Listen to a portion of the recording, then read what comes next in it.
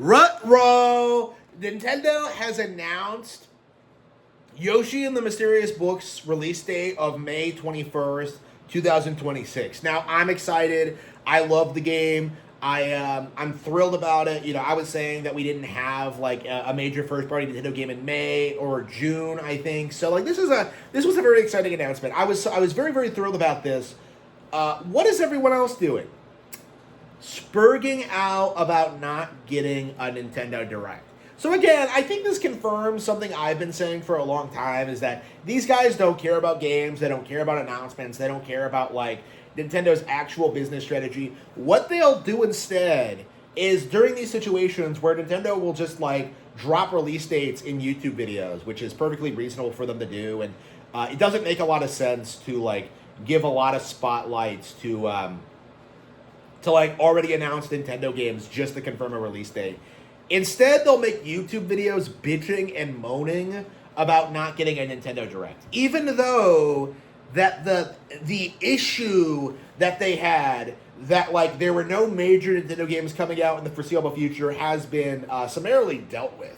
And I think this is going to be a big problem for them going forward, is that they know that a major reason why people are drawn to their channels is because of like Nintendo Direct coverage and just like news and speculation. And like the simple fact of the matter is Nintendo's methods of making announcements now, relying more on Nintendo Today, relying more on YouTube, instead of like the traditional Nintendo Direct model, it's bypassing the YouTubers, essentially.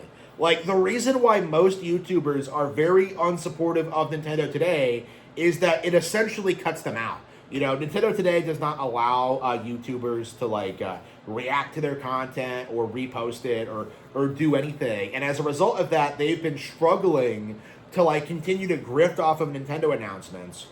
And so they're, like, getting very uppity. They're getting kind of upset about Nintendo not announcing that elusive Nintendo Direct. The Direct that I would argue that they don't need to announce, honestly. Because if you actually look at Nintendo's release schedule, what you get is this absolute packed release schedule. We got, like, Fatal Frame 2 coming out this week. We got Bella Bell Park. We got the Mario movie in April. We got Tamagotchi Life. We got Pragmata. You know, we got, like, Tales of Arise in May. We got Yoshi in May. Like, there's so much coming out hot on the heels of Pokapia, which is probably one of the best games Nintendo's ever put out, to be honest with you.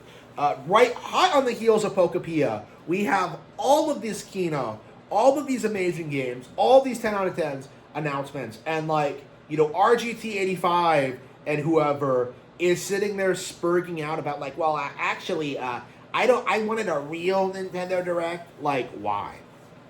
Like, again, what would a Nintendo Direct possibly serve other than just confirming release dates for games that we already know are coming?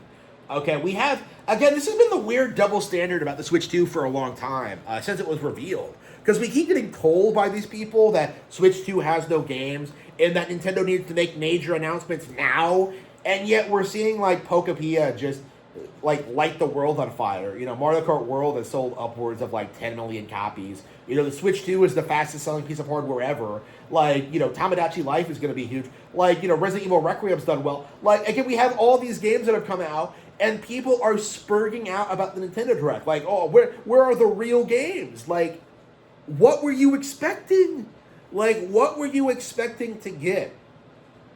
Like, and again, the cope I've heard people come up with is this idea that, like, Nintendo has not actually developed a video game developed for the ground up for Switch 2 yet. And I'm just having these major flashbacks to, like, when Metroid Prime 3 came out and how that was, like, a GameCube title originally, or, like, well, no, it wasn't actually. Yeah, like, Super Paper Mario came out. And how at one point that was a GameCube title and it was moved over to Wii. Right, like, you know, I remember, like, how, at the time, how people were spurging out about that, about how, like, oh, no, this game, it wasn't made for the Wii, so it's not really a Wii game, and as a result, we can't take this seriously as a real release. You know, like, you see people spurg out about this all the time, and it's something that we really do need to call out, and something that we do need to address, like, in reality, is just how this situation has resulted in just like endless spurging out from these people. You know, people like Nintendo Land are a meme now because every single like week he makes a video like speculating about the Direct, speculating about the Direct, speculating about the Direct.